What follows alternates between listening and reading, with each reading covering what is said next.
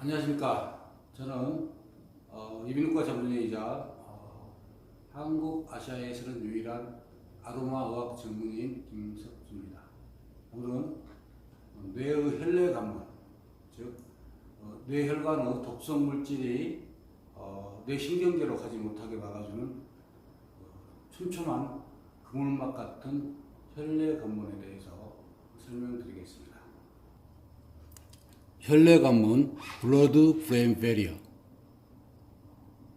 일반 혈관들은 이 틈새가 이렇게 느슨해 가지고 물이라든지 이런 물질들이 쉽게 통과를 하는데, 뇌혈관은 이렇게 타이트 정션, 촘촘한 그물막처럼 돼 가지고 독성 물질이 이 뇌신경계로 가지 못하게 막아주는 역할을 합니다. 뇌에서 특히 그렇죠. 뇌에. 이 현대 합성의약품은 혈내 관문을 통과를 못합니다. 그래서 치매라든지 자폐, ADHD, 또 파킨슨이라든지 또 뇌종양의 어떤 치료의 한계점을 많이 느끼고 있죠. 그래서 뇌종양 같은 경우는 항암제를 못 쓰고 방사선이라든지 수술적인 방법에 의존을 할 수밖에 없습니다. 그런데 조물주께서는 이 에센셜 오일은 혈내 관문을 통과할 수 있게끔 어떤 특혜를 주셨습니다. 그래서 이 모든 물질이 통과할 수 있는 건 아니고, 설탕하고 아미노산, 철분을 제외한 수용성 물질도 물론 들어가지 못하는데, 아이러니하게도 조물주께서 굉장히 짓궂죠. 방사선, 고주파, 감염, 알코올, 니코틴, 마약, 코카인은 통과를 할 수 있게끔 설계를 하셨어요.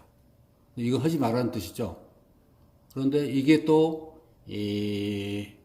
다 활성화산소를 유발시키는 또 요인이 되겠죠. 이걸 자주 하게 되면 이제 암이라든지 여러 가지 뇌질환이 많이 생기게 됩니다. 조물주의 지혜죠. 그래서 또 선물도 주셨는데, 에센셜 오일 중에서도 다 통과할 수 있는 게 아니고, 화학 구조로 따지면 세스키트펜 구조. 그러니까 이 에센셜 오일의 기본 구조가, 기본 성분이 터펜 COH8인데, 이것 3배인 C15H24 구조를 가진 것은 혈내 관문을 통과할 수 있게끔 하셨습니다. 대단하시죠? 그래서 1992년도에 비엔나 베를린 대학에서 실험을 하였는데, 야로 에센셜 오일을 흡입했는데 산소 포화도가 28% 정도 증가되었다. 흡입만 하였는데도. 그래서 이렇게 흡입하게 되면 편도체라든지 해마에 영향을 미쳐서 뇌가 맑아지면서 산소 포화도가 증가되게 됩니다. 그래서 이걸 통과할 수 있는 오일들을 보게 되면 베티버, 시더우드, 미르, 야로우, 프랑키센스, 헬리크리슘, 샌다로드, 패출리 등이 있겠습니다.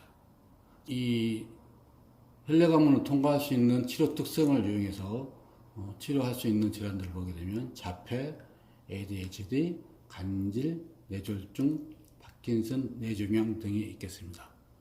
또 이 오일들을 이용해서 임상예를 들어보게 되면, 이제 에센셜 오일을 복용시키게 되면 간질 같은 경우에 뇌파 변화라든지 IQ 상승을 볼 수 있는데, 이 넉 달 후에는 뇌파가 very frequent, 콤플렉스한 뇌파가 frequent, very에서 frequent 바뀌었죠. 그리고 슬로우한 양상으로 변하는 것을 볼 수 있습니다. 또한 IQ도 6달 정도를 복용하였을 때 46이었던 게 98로 증가해서 웬만한 대화를 할 수 있는 수준까지 이르게 되었습니다. 또 뇌종양, 에센셜 오일을 복용시켰더니 3개월 뒤에는 이렇게 큰 뇌종양이 감소돼서 마비라든지 두통 등의 증상이 사라진 임상 결과를 보여주었습니다. 이렇게 에센셜 오일의 특징을 활용하면 현대 의학에서 힘들다고 하는 여러 뇌 질환들에 쉽게 접근할 수가 있습니다. 여러분들이 많은 관심을 가져주시면 이 아로마 의학이 늘 활용돼서 뇌 질환으로 고생하시는 분들에게 희망이 될 수 있겠습니다. 제 강의에 오늘 질문 있으신 분은 제 이메일로 질문 주시면 성심껏 답드리겠습니다. 감사합니다.